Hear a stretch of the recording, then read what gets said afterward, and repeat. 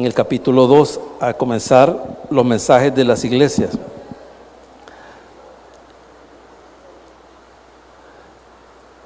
Como es un estudio bíblico, me gusta preguntar, ¿en qué viaje Pablo estableció la iglesia de Éfeso? ¿En qué viaje?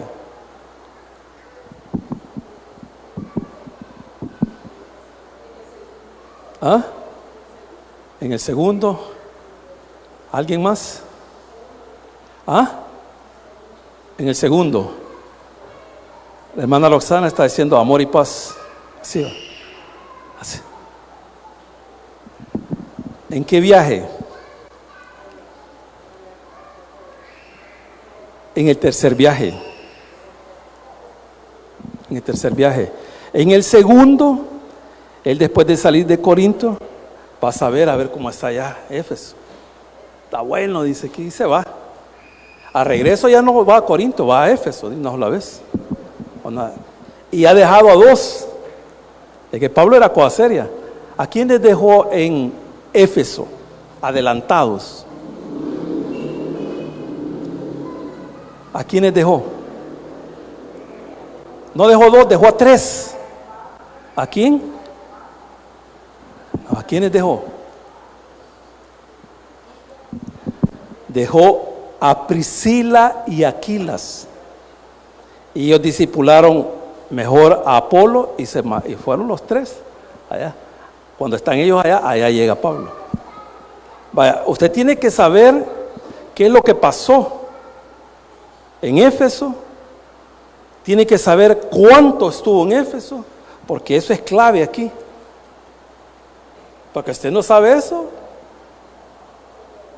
no sé qué va a decir, pero usted tiene que saber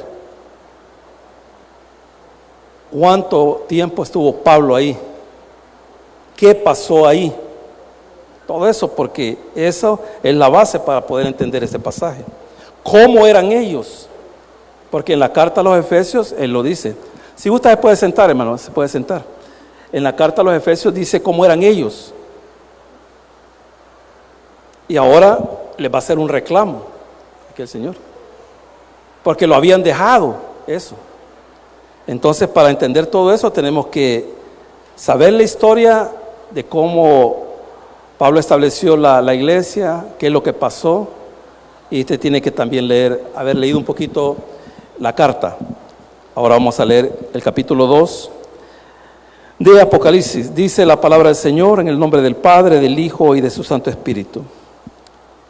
Escribe al ángel de la iglesia en Éfeso, el que tiene las 7 estrellas en su diestra, el que anda en medio de los 7 candeleros de oro, dice esto.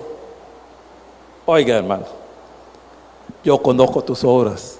Ese es lo hermoso del Señor, mire, hermano, que Él conoce nuestras obras. A Él jamás lo vamos a engañar, hermano. Él las conoce. Y conoce, hermanos, las obras de cada uno de nosotros y conoce las obras de cada iglesia. Estamos hablando de iglesias locales, porque hay una sola iglesia, que es la iglesia de Jesucristo, es una sola. Pero hay iglesias locales. Aquí hay una iglesia local, la Nazareno es una iglesia local, la Ebenezer es una iglesia local, pero Él conoce todas las cosas que suceden en cada iglesia local. Y ya no digamos lo que nosotros hacemos. Dice ahí, yo conozco tus obras y tu arduo trabajo y paciencia, y que no puedes soportar a los malos. Esto me encanta, hermano. Ya les voy a preguntar. Y has probado a los que se dicen ser apóstoles y no lo son, y los has hallado mentirosos. Ya les voy a preguntar por qué ellos sabían eso. Y has sufrido, y has tenido paciencia, y has trabajado arduamente por amor de mi nombre, y no has desmayado. Pero tengo contra ti que has dejado tu primer amor. Ese es el reclamo. Ese es el reclamo. Recuerda, por tanto, de dónde has caído y arrepiéntete y haz las primeras obras, pues si no, vendré pronto a ti y te quitaré tu candelero de su lugar, y quitaré tu candelero de su lugar si no te hubieres arrepentido. Pero tienes esto, oiga esto, hermano, que aborreces las obras de los nicolaitas, las cuales yo también aborrezco.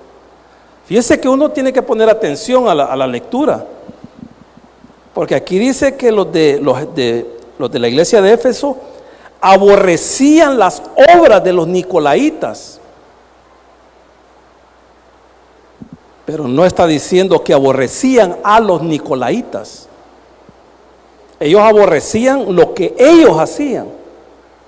Igual el Señor, Él aborrecía lo que hacían ellos, no a las personas.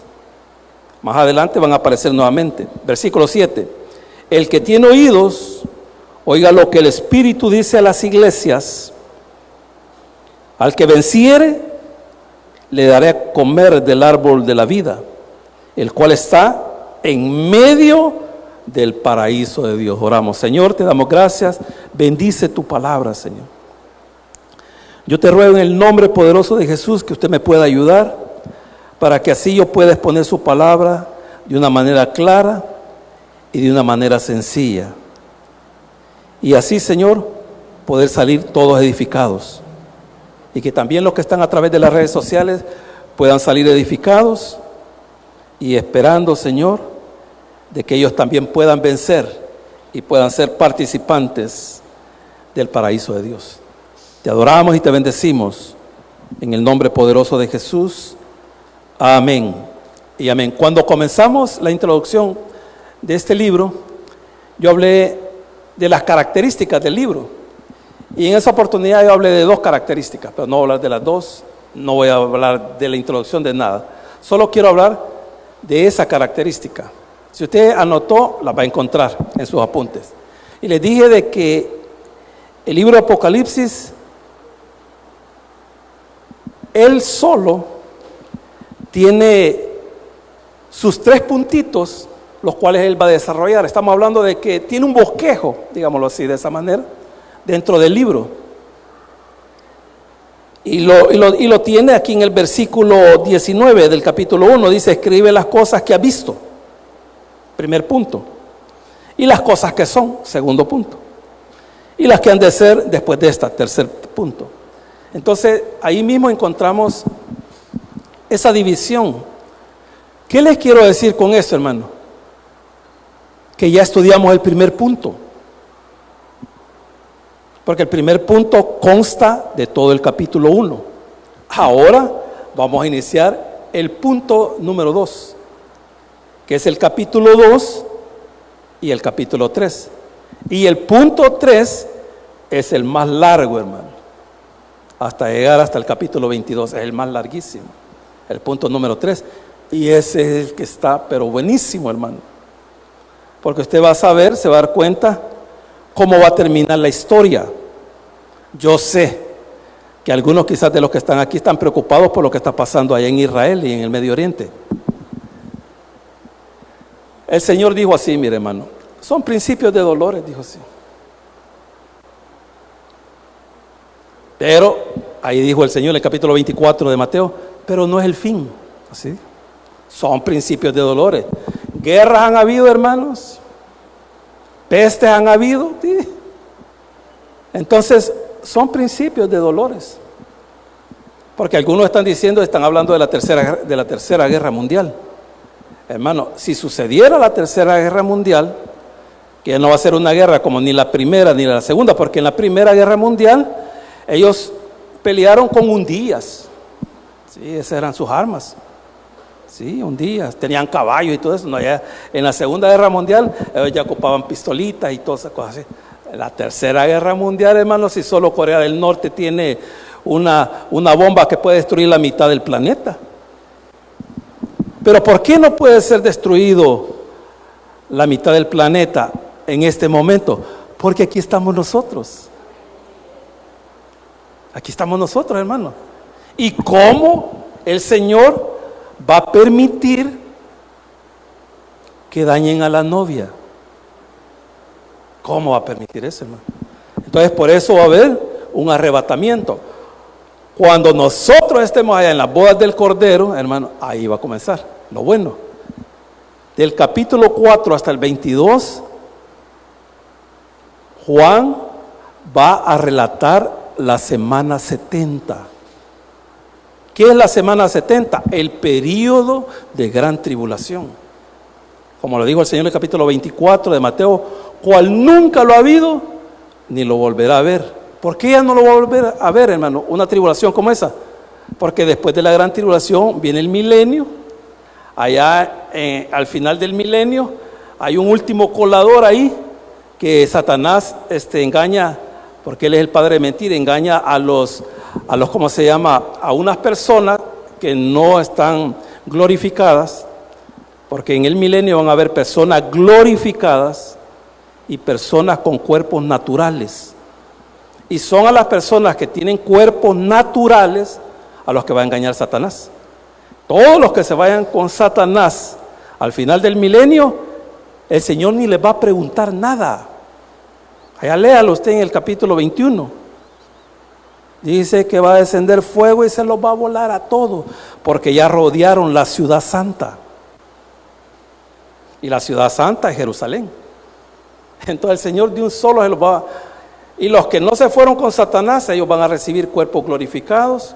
Y después del milenio viene lo que nosotros conocemos, el juicio del gran trono blanco, donde el Señor va a juzgar a todos los incrédulos de todos los tiempos, partiendo desde Caín hasta el último incrédulo y hasta los últimos que siguieron a Satanás al final del milenio.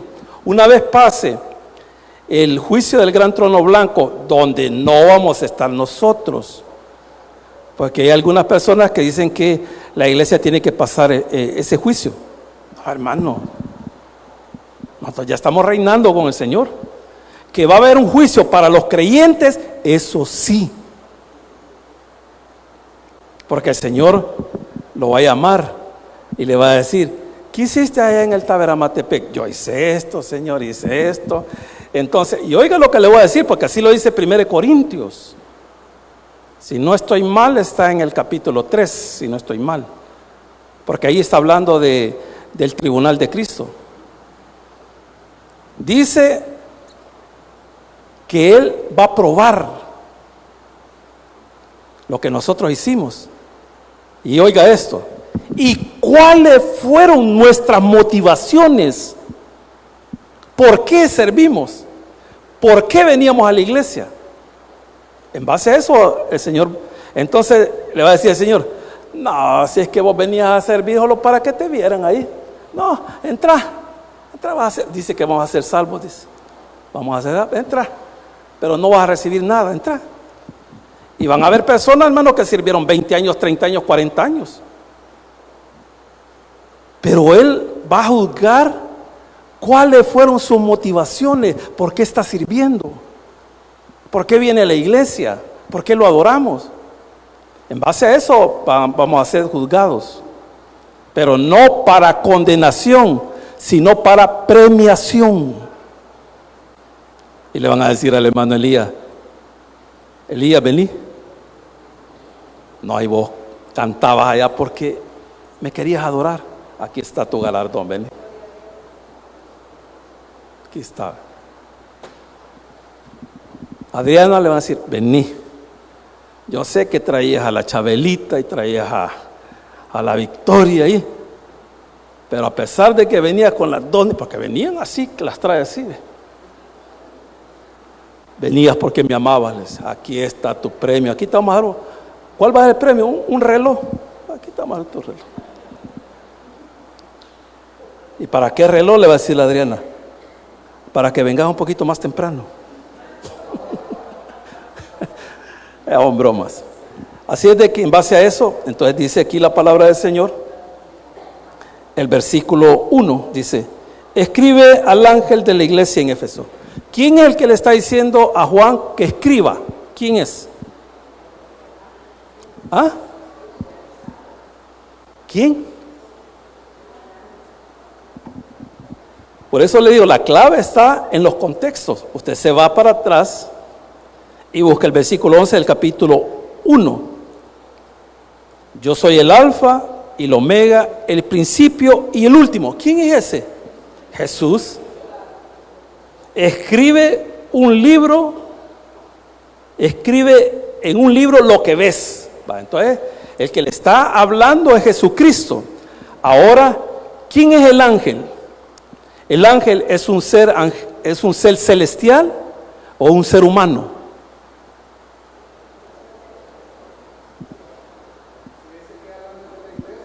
¿Ah? Es que fíjense, hermano, de que la palabra ángel lo que significa es mensajero. Eso es lo que significa. Ejemplo, Gabriel aparece 2 veces allá en el libro de Daniel, y que llega a darle un mensaje a Daniel. Es increíble, hermano, porque 500 años después aparece otra vez Gabriel y no ha envejecido, y le va a dar un mensaje. ¿A quién? A María. Entonces, hay ángeles que tienen funciones específicas, hay ángeles que solo van a ir a dar un mensaje. Esa es la función. Hay ángeles que están listos ya para pelear. ¿Y sabe a dónde va a aparecer? Es una batalla, hermanos. Acuérdense que un ángel es un espíritu y Satanás es un espíritu. Los demonios son espíritus, pero dice que va a haber una batalla, dice el capítulo 12 de Apocalipsis. Miguel, él es el general del ejército del Señor, y va a pelear, dice, y va a derrotar a Satanás y a sus ángeles. Ahora yo le voy a preguntar, ¿cómo va a ser esa guerra? Si ellos son espíritus, ¿usted cree que un espíritu va a matarlo un misil? Ahora hay que pensar, ¿cómo va a ser esa guerra? Son espíritus, hermano. Lo que sí sabemos de que cuando lleguemos a la boda del Cordero es lo primero que le voy a preguntar al Señor. Señor, porque cuando nosotros estemos allá, ahí va a estar la guerra. Pero ¿cómo va a ser, hermano? Porque nosotros entre seres humanos, la gente se mata con armas que el mismo ser humano ha creado. Pero ellos, ¿cómo van a pelear? Pero hay una pista. ¿Cuál es esa pista? La pista está allá en el capítulo 19 de Apocalipsis.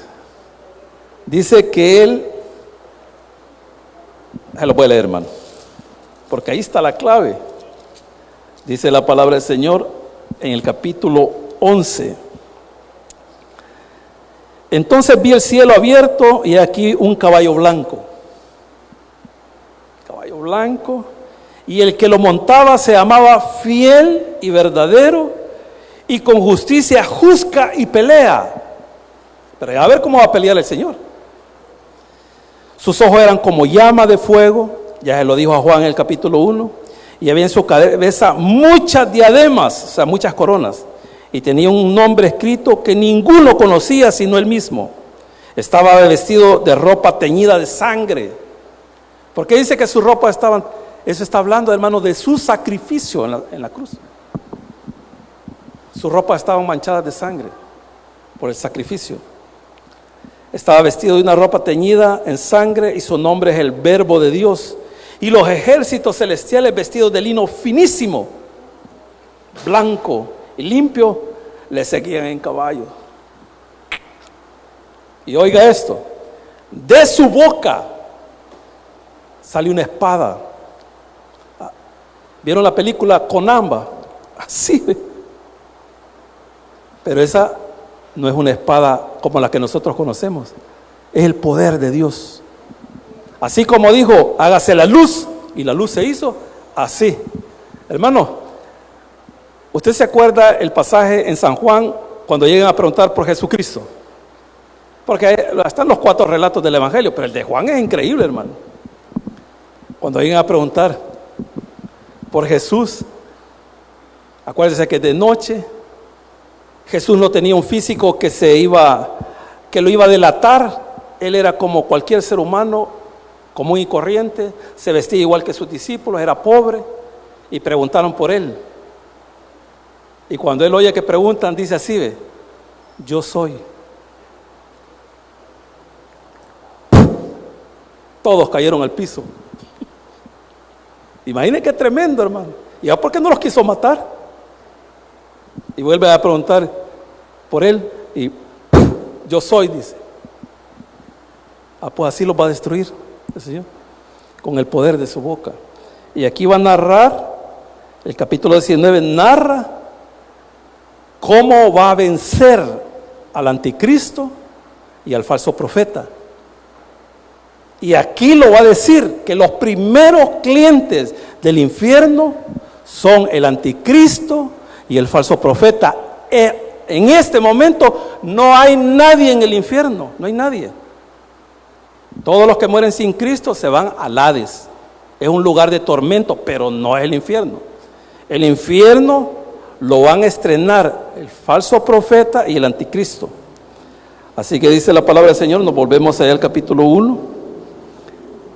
Y dice: escribe al ángel de la iglesia en Éfeso, el que tiene las 7 estrellas en su diestra.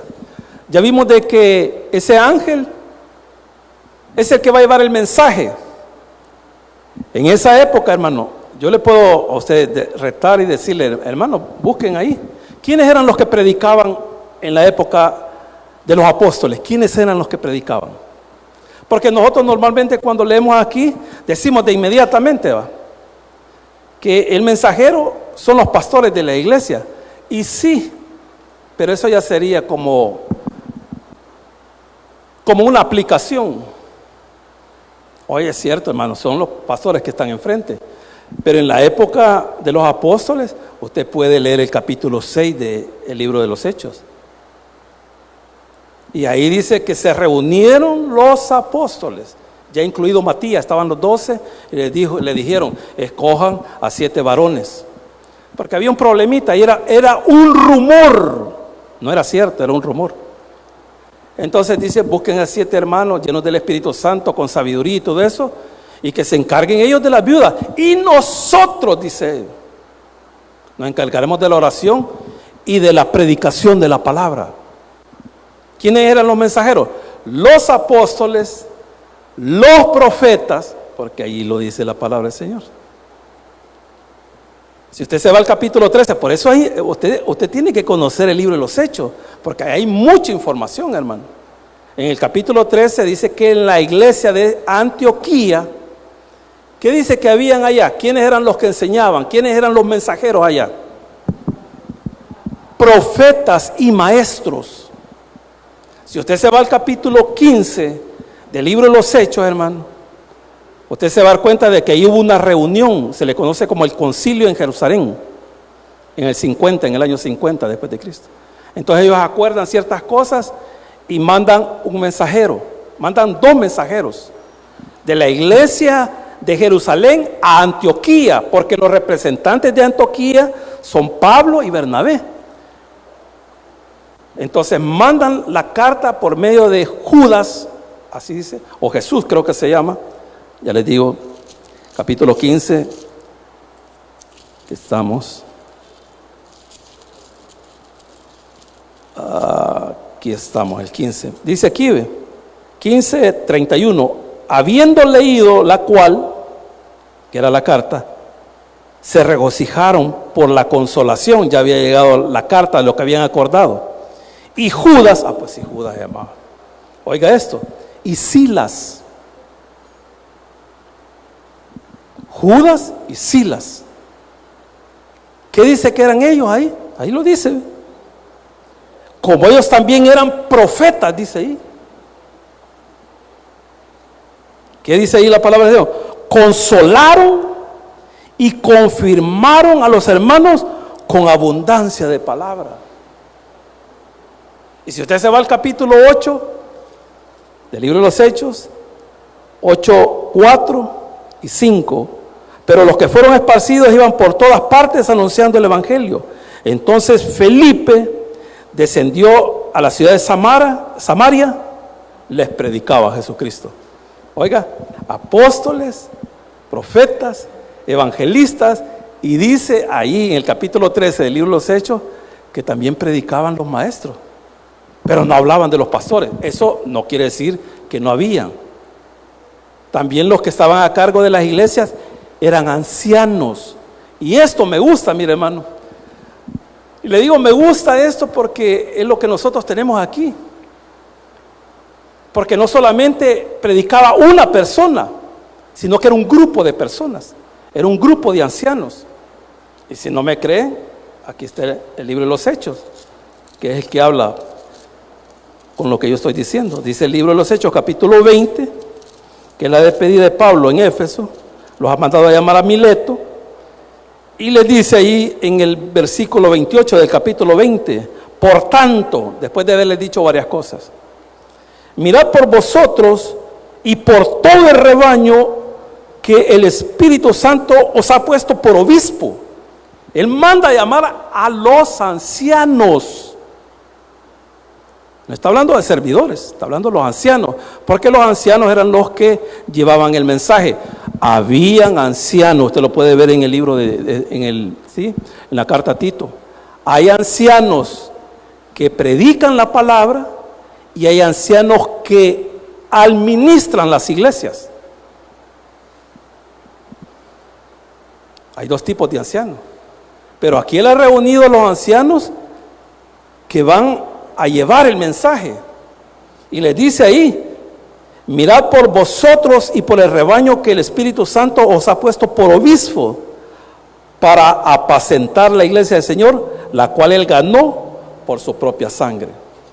Entonces, aquí definitivamente en las iglesias no solamente predicaba uno, predicaban varios. Y si usted no sabía, aquí no solamente predico yo. Aquí predicamos un grupo de hermanos. Y eso es bueno, hermanos. Eso es bueno y eso creo que es una de las cosas más sanas que puedan haber. Y no le estoy diciendo porque nosotros lo hacemos aquí. Le digo esto porque yo lo aprendí en una iglesia en Santiago, Texacuango. El pastor le daba oportunidad a las personas que él veía que tenían ese talento de poder predicar. Porque una cosa, hermano, es predicar y otra cosa es enseñar. Son cosas diferentes. Son cosas diferentes. Por eso hay pastores y maestros. Los maestros son los que enseñan la palabra de Dios. Y hay predicadores que son buenísimos predicadores. Y yo le digo, uno de los predicadores que predicadores va. Buenísimo, buenísimo. Es el pastor Sergio Solórzano.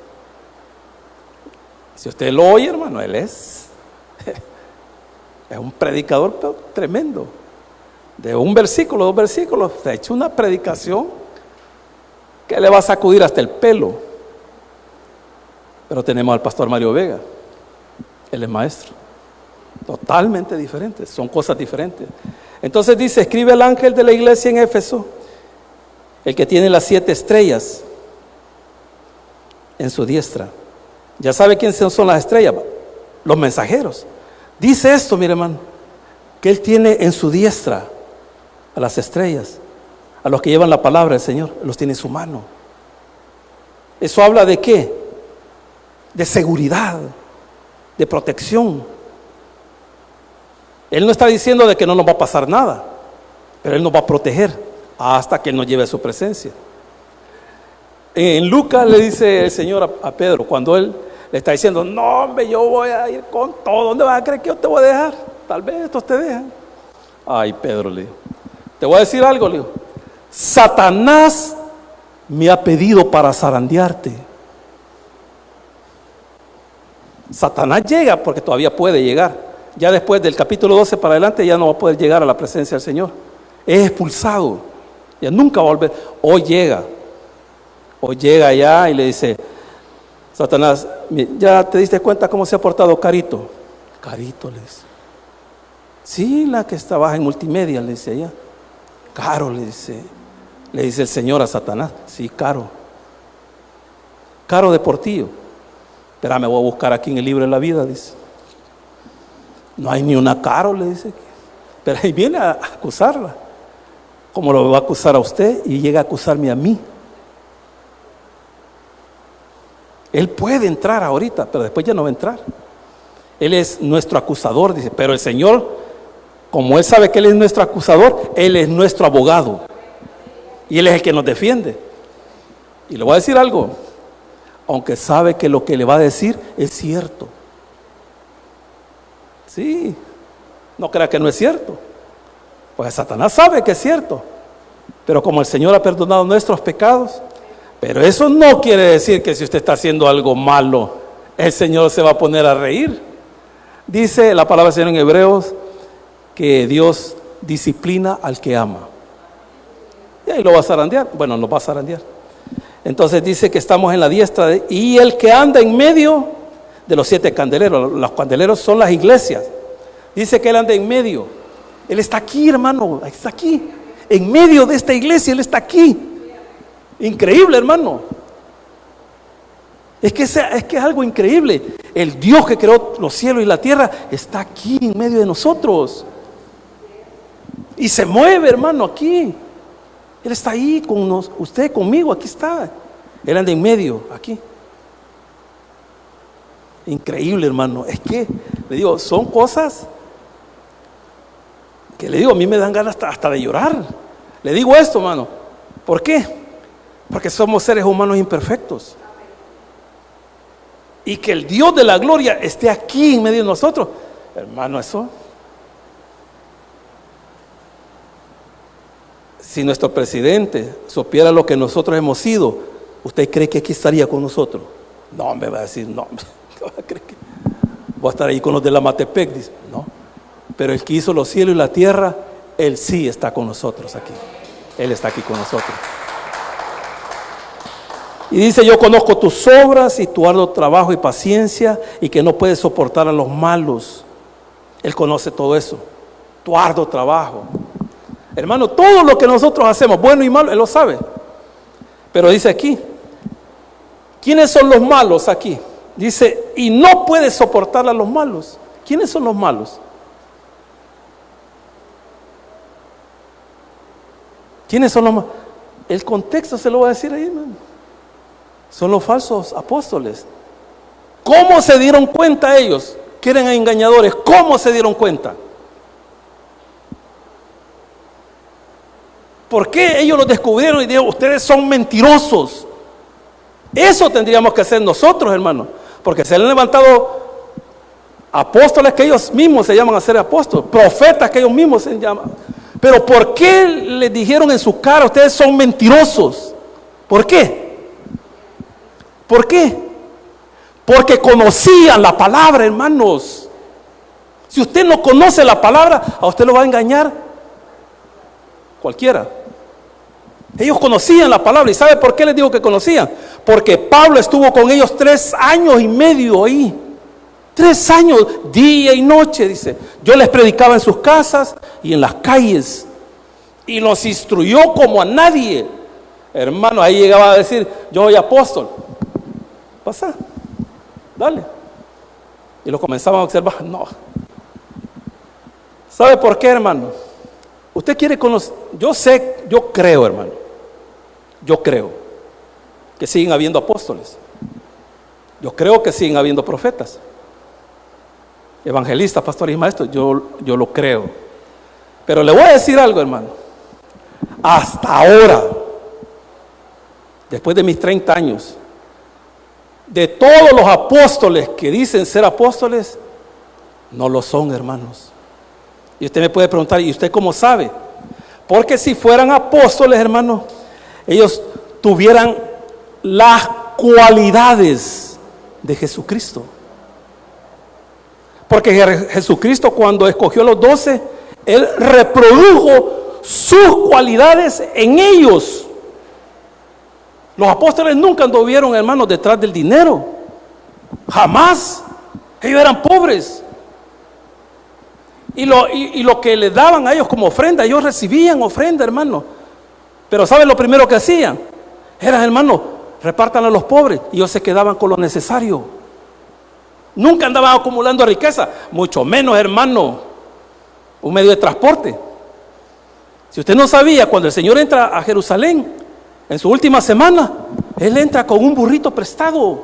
Él no tiene nada. Y ahora no me van a decir los falsos apóstoles que vienen en aviones privados, hermano. Ahí va a venir uno que anda cerca de aquí en Costa Rica y en su avión privado. ¿Cómo es eso, hermano? Y buscando popularidad. El Señor hacía un milagro, no les cuenten a nadie, decía, y se iba. Porque Él no quería fama. Él quería ayudar al necesitado.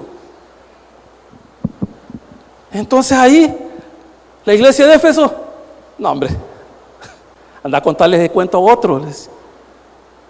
Pero aquí te hemos hallado mentiroso. ¿Pero por qué? Porque conocían la palabra, hermano.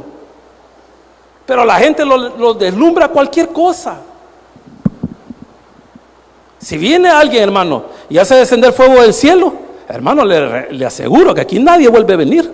Ustedes se van a donde están haciendo llover fuego del cielo. Pero usted tiene que saber, tiene que conocer a la persona. Porque ahí lo vamos a ver en el capítulo 13 de Apocalipsis. Que el falso profeta va a hacer descender fuego del cielo y va a hacer hablar la imagen del anticristo. Y dice ahí que los va a engañar a muchísimos. Y los va a sellar. Entonces ellos, hermano, tenían esta capacidad porque estudiaban la palabra. Habían oído a Pablo durante 3 años, hermano, día y noche, Pablo. Pero les voy a decir esto, hermano, y lo he visto aquí y lo he visto en otros países que yo he andado. A los hermanos no les gusta aprender. No les gusta aprender. Lo que les gusta a los hermanos es oír lo que ellos quieren oír. Y que sus finanzas van a mejorar y que a usted no se va a enfermar nunca. Es mentira, hermano. Si los apóstoles ni el Señor nunca tuvieron nada. A Pedro le pidieron ahí en ¿cómo se llama? El cojo de nacimiento. Y le pidió una cora. Y Dios le dijo, a prestarte a vos venía, le dice. No tengo ni oro ni plata, pero lo que tengo te lo doy ahora. En el nombre de Jesucristo de Nazaret, levántate. Hermano, si el paralítico no estaba esperando sanidad, él estaba esperando una cora. Pero Pedro no tenía, hermano. Cuando tenían que pagar los 2 dracmas para el pago del templo, hermano, no tenían. Y le dijo al Señor, anda a pescar, le dijo. Y al primer pez que agarres, ahí va a venir 2 monedas y las pagás. No tenían, hermano. O sea, que no me vengan a decir que los apóstoles se visten con zapatos de $2,000, con trajes de $5,000. Hermano, es una locura. Jesucristo nunca lo haría. Sus apóstoles nunca lo hicieron, jamás. Y ellos fueron hallados mentirosos. Pero aquí la gente, hermano, no, aprendamos esto, hermano. Y vamos a saber que los que vienen a predicar, sí traen el mensaje del Señor. Y podemos decir, este no trae el mensaje del Señor, está descalificado. Y dice ahí la palabra del Señor, versículo 3, le sigue dando halagos, y has sufrido, has tenido paciencia, has trabajado arduamente por amor de mi nombre y no has desmayado. Eran todas las cosas que tenían ellos. Bueno, pero ahí viene un pero había un problema, hermano. Y el Señor los conocía, porque la iglesia de Éfeso no comenzó así. La iglesia ellos se volvieron activistas, hacer esto, y está bien, hermano. Pero ellos, hermano, ellos aquí se estaban enfocando, oiga esto, se lo voy a decir de lo más sencillo que pueda, porque ellos habían olvidado su primer amor. Ese es el tema de esta. Dejaste tu primer amor. Ellos se estaban enfocando en la obra del Señor, pero se olvidaron del dueño de la obra. Servían, hacían esto, hacían lo otro, pero ya no era lo mismo. Ya no oraban, ya todo lo hacían automáticamente, que tengo que ir a servir, porque tengo que ir a servir. Pero usted se acuerda, hermano, ¿cuántos de los que están aquí se acuerdan de su primer amor en Cristo? ¿Cuántos? Me preocupa, hermano, le voy a decir eso, porque el primer amor es el primer amor. Es como cuando usted a la hermana le decía el novio, te voy a llegar a traer, y la hermana se quedaba, ¿y a qué horas? A las 7, y cuando eran las 7:05 ya estaba ahí, ya de casado le dijo, te voy a llegar a traer, y no llega, se le olvida. Pero ahí, cuando era su primer amor, estaba en la mañana, en la noche, con calor, con frío, lloviendo, ahí estaba. Pero aquí ya estaban enfocados en el trabajo, en el activismo, y se habían olvidado de eso. Cuando uno conoce al Señor, hermano, uno quiere estar en la casa del Señor. No le aburren cantar los coritos, porque algunos dicen, ay Dios, el hermano Elías otra vez con el mismo corito. El amor de Dios es maravilloso. Porque el amor de Dios, o sea, el primer amor ya se fue. Pero cuando usted tiene el primer amor, dice, el amor de Dios es maravilloso, gloria a Dios. Y viene y ora. Y viene en la noche, hermano, y usted ora al Señor, sabiendo que Él está ahí, se quebranta. Pero ahora se quebrantan los hermanos viendo perder al Barcelona, y las hermanas se quebrantan viendo las novelas. Ya no oran, ya no leen la palabra, vienen al servicio a chatear. Otros se salen, solo hacen su servicio y se van. Ese es. Eso no habla aquí, hermano. Es en la mayoría de las iglesias. ¿Por qué? Porque dejaron su primer amor. Cuando su primer amor, hermanos, comenzó con Jesucristo, ahí quiere estar, leyendo la palabra día y noche, orando, hermanos, intercediendo, diciéndole al Señor, Señor, si no fuera por ti, yo a dónde anduviera. Pero ahora, hermano, usted viene a la iglesia, venimos a servir automáticamente, a ver por qué venimos. Pero cuando usted tiene su primer amor, hermano, las cosas son diferentes. Y oiga lo que dice Efesios, porque les dije que el libro de los Hechos y la carta a los Efesios da luz a lo que está diciendo aquí. Y como Él conoce todo, hermano, dice la palabra del Señor en Efesios 1, versículo 3 al 15. La clave está en el 15. En Él también vosotros, habiendo oído la palabra de verdad, el evangelio de vuestra salvación, habiendo creído en Él, fuiste sellado con el Espíritu Santo de la promesa. La clave es el sello, hermano, porque hace nacer de nuevo a la persona, que es la jarra de nuestra herencia hasta la redención de la posición adquirida para alabanza de su gloria. Por esta causa, también yo, habiendo oído de vuestra fe en el Señor Jesucristo y de vuestro amor para con todos los santos. Esa es la clave. Usted no puede decir que ama al Señor y si no ama a los santos. Él quiere que lo amen, pero también quiere que amen a los santos. Y cuando es el primer amor, hermano, usted va a hacer por la persona o por el Señor cualquier cosa. Cualquier cosa, hermano. Porque yo le digo, en mi caso, creo que lo más importante en mi vida es el Señor.